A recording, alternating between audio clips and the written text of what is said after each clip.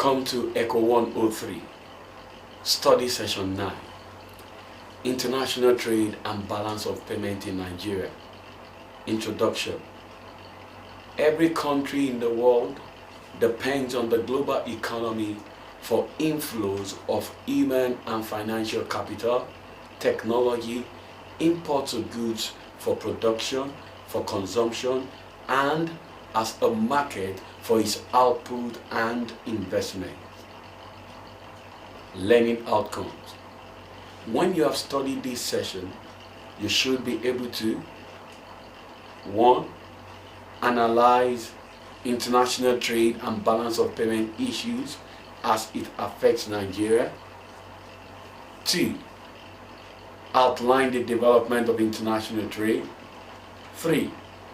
Present the rationale behind international trade. 4. Present Nigeria's direction of trade. Meaning of international trade. The study of the economy of the whole world is rightly referred to as international economics. International trade is just one leg of international economics, and the second leg is international finance. Nature has made it that no country in the world can be said to be self-sufficient. All countries, no matter how highly developed, still import one good or the other from other countries. This indeed is international trade. International trade, according to Iyoa and Enugbo, 2002, in an economic, International trade, according to Iyoa and Enugbo, 2002, is an economic force that has spurred commerce, promoted technology and growth, spread cultural patterns, stimulated exploration and colonization, and frequently fanned the flames of war. According to Tajana, 1987, Nigeria is basically an open economy with international transactions constituting a significant proportion of our aggregate economic activity. Notably, globalization has brought about the emergence of multinational firms with strong presence in strategically located markets and a convergence of consumer tastes for the most competitive products, irrespective of where they are made. Features of international trade. 2 things are involved in international trade. 1 is either a nation is obtaining from another nation those goods and services that she cannot efficiently produce, or that such a country is sending to other nations of the world those goods and services which she feels she can efficiently produce. Terms of trade. Terms of trade can simply be defined as a comparison of a country's export and import expressed in prices. Put differently, it means the price at which the export of a country exchanges for our import. Mathematically, we state that the index of terms of trade equals price index of export over price index of import times 100. A country is said to have a favorable terms of trade if the price at which our export exchanges for our import is greater. If reverse of this condition holds, we say that such a country is experiencing an unfavorable terms of trade. The development of international trade. The views that shall be shortly presented under this section are that of 2 erudite economic scholars, Professor Iyoa and Enugbo. The history of international trade has gone hand in hand with the development of civilization. From the ancient times, international trade brought about the exchange of products and raw materials between one land or nation and another. Although such trade was often conducted in barter form and was of small volume, by today's standard, this interchange of product was important in economic and historical development.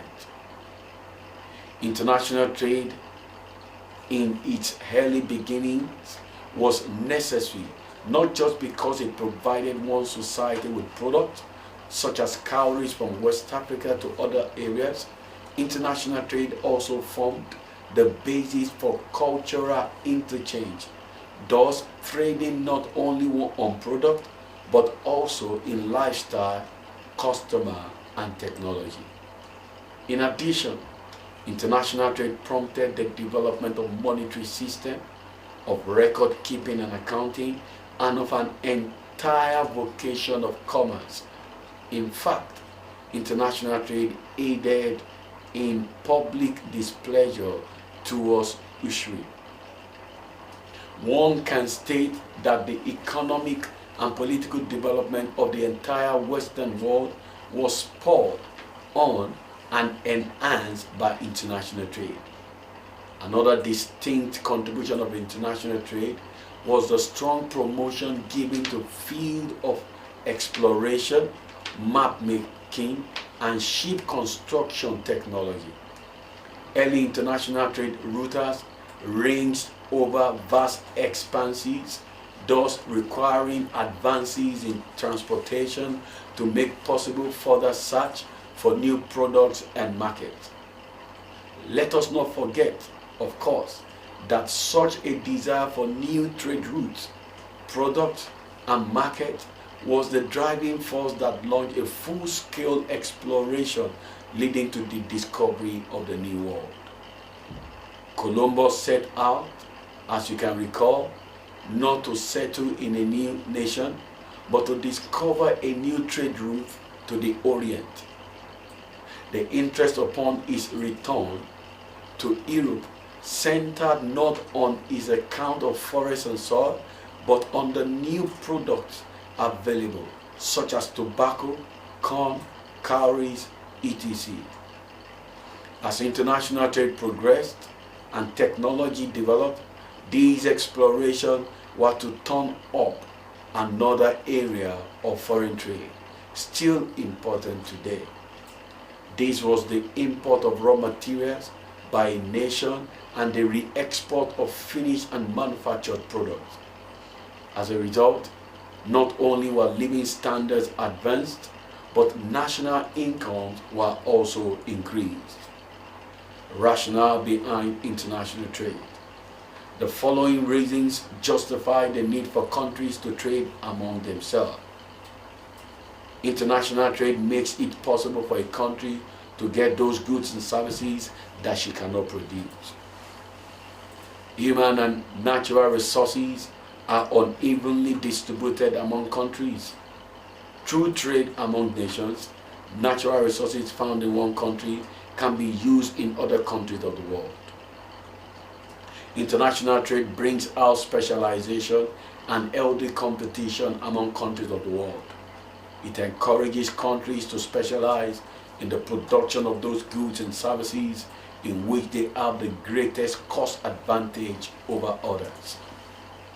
It fosters friendly economic relations among the countries of the world.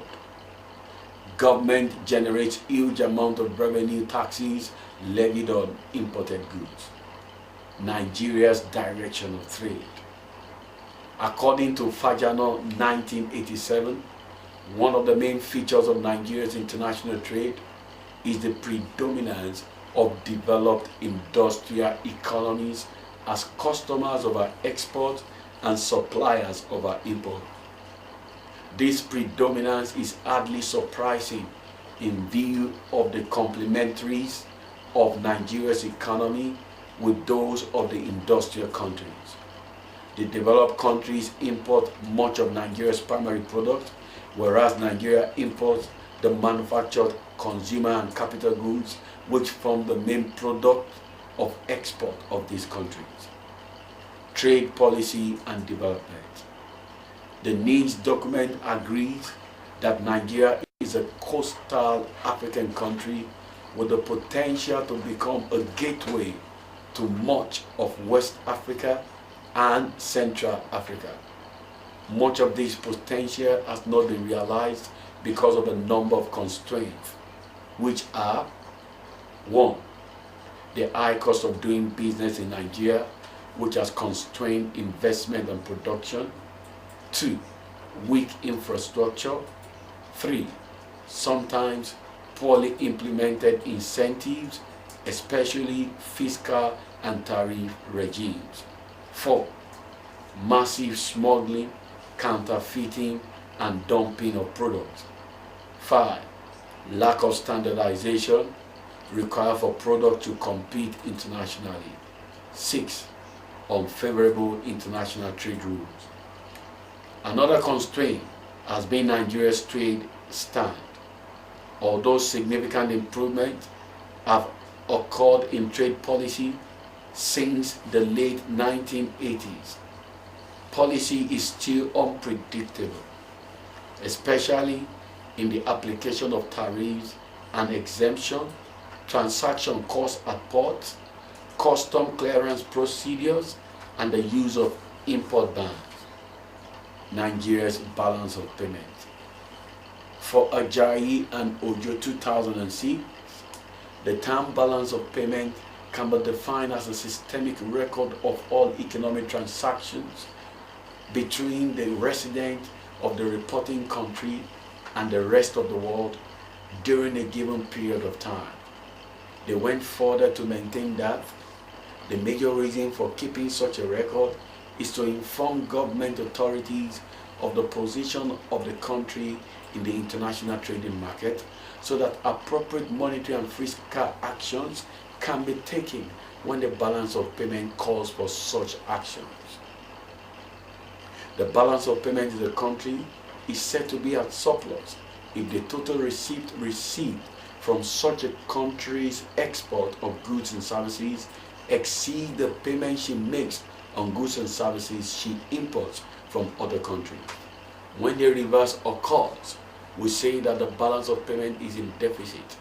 If the receipt from export equals the payment on import, we say that the balance of payment is at equilibrium.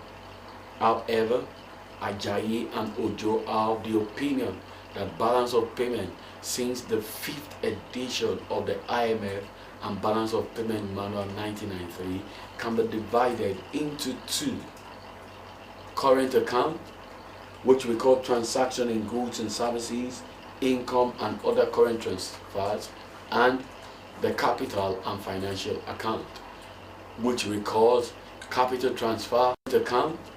Balance of payment since the 5th edition of the IMF and Balance of Payment Manual 1993 can be divided into two: current account, which we call transaction in goods and services, income and other current transfers, and the capital and financial account, which we call capital transfer, acquisition as well as disposal of non-produced, non-financial assets and liabilities. Capital transfer now include items previously included in the current account, such as debt forgiveness, foreign aids to acquire goods, and migrant capital transfer. Below is a balance of payment statistics of Nigeria between 1987 and 2007. All figures are expressed in millions of dollars.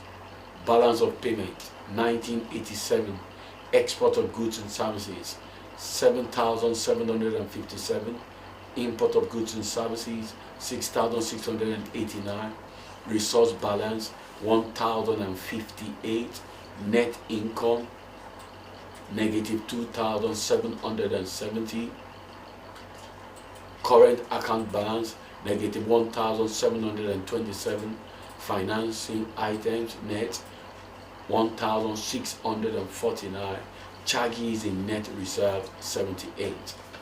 1997, 15,661 for export of goods and services, Import of goods and services 12,448. Resource balance 3,213. Net income negative 2,215. Net current transfer 1,841. Current account balance 2,840. Financing items 221. Changes in net reserves negative 3,061. In 2006, export of goods and services stood at 62,613. Imports of goods and services 40,766. Resource balance 21,847. Net income negative 11,254. Net current transfer 3,400. Current account balance 13,994. Financing items negative 97. Changes in net reserve negative 13,897. In 2007, exports of goods and services 67,225. Imports of goods and services 49,641. Resource balance 17,584. Net income negative 17,531. Net current transfer 3,404. Current account balance 3,467. Financing items 6,037.